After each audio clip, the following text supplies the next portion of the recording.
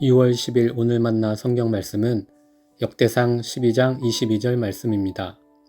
날마다 다윗을 도우려는 사람이 모여들어 하나님의 군대와 같은 큰 군대를 이루었다. 아멘. 오늘 만나로 만나주시는 하나님을 기대합니다. 오늘날 많은 교회가 회복해야 할 이상향의 공동체로 초대교회를 말하면서 초대교회로 돌아가자라는 슬로건을 내걸듯이 이스라엘 역사 속에서 이상적으로 회복되어야 할 지향점으로 거론되는 대명사는 다윗 왕국이었습니다. 바벨론 포로기를 거치면서 기록된 수많은 예언서에서도 선지자들은 하나님 나라의 회복을 다윗 왕국의 회복으로 표현하곤 했습니다. 그만큼 다윗이라는 인물을 통해 세워진 공동체는 하나님의 뜻을 이 땅에 펼쳐낸 특별한 공동체였다고 볼 수 있겠지요. 그렇다면 다윗 공동체의 특별함, 그리고 리더로서 다윗의 특별함은 무엇이었을까요? 이는 구약 성경의 여러 사건과 이야기 속에서 찾아볼 수 있습니다. 그리고 오늘 우리가 함께 읽은 본문은 다윗 공동체의 특별함의 한 부분을 이렇게 표현하고 있습니다. 날마다 다윗을 도우려는 사람이 모여들어 하나님의 군대와 같은 큰 군대를 이루었다.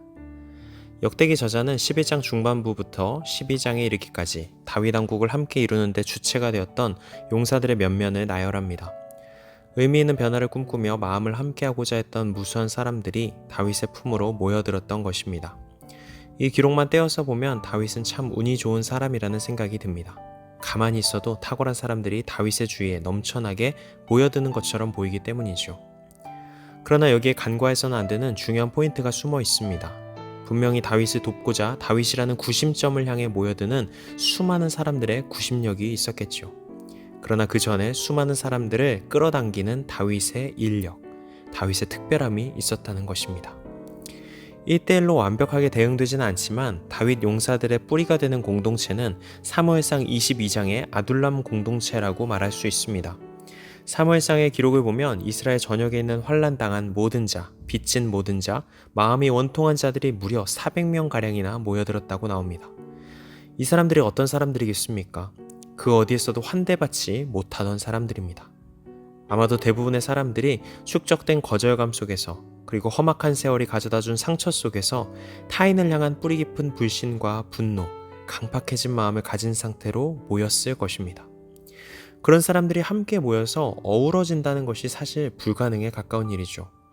그럼에도 그것이 가능했던 이유는 이 집단의 리더인 다윗이 가진 특별한 인력, 즉 하나님의 눈과 마음으로 타인을 바라보고 환대할 줄 알았던 능력이 있었기 때문입니다.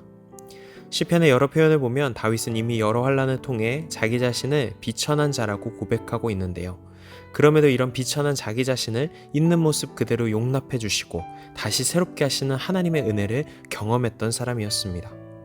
이런 거대한 은혜에 대한 깨달음이 다윗으로 하여금 보다 넉넉한 마음, 차별 없는 시선으로 사람들을 바라볼 수 있는 힘을 만들어 주었습니다. 그리하여 다윗으로부터 흘러나온 은혜의 영향력은 모든 비천한 자들, 환난당한 자들, 고통당하는 자들이 안전하게 머무를 수 있는 영적 안전망을 만들어냈던 것이죠. 아마도 아둘람굴에 함께 모인 400명의 사람들은 다윗이 만든 은혜의 안전망 안에서 모두가 자신들의 약함을, 비천함을 있는 그대로 드러내고 나누었을 것입니다. 그리고 어느 누구도 그들의 과거와 현재 모습을 함부로 판단하거나 정죄하지 않았겠죠. 도리어 이런 나도 하나님이 받아주셨으니 당신도 받아주실 것이라는 넉넉함과 사랑으로 마음을 함께하고 연대했을 것입니다. 그리고 그들은 은혜의 안전망 안에서 회복을 경험하고 새로워짐을 경험하여 훗날 다윗 왕국의 초석을 놓는 주요 인사들과 걸출한 용사들로 변화되는 존재의 각성을 경험하게 됩니다.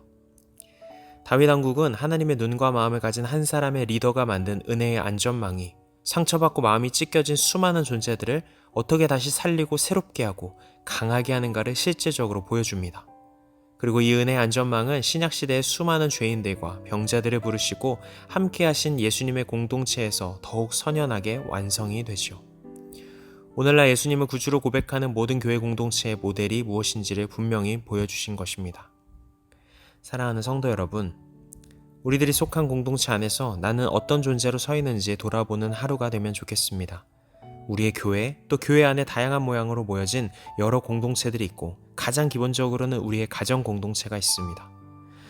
우리가 속한 공동체 안에서 나는 하나님의 눈과 마음으로 존재를 바라보며 은혜의 안전망을 펼치는 사람일까요?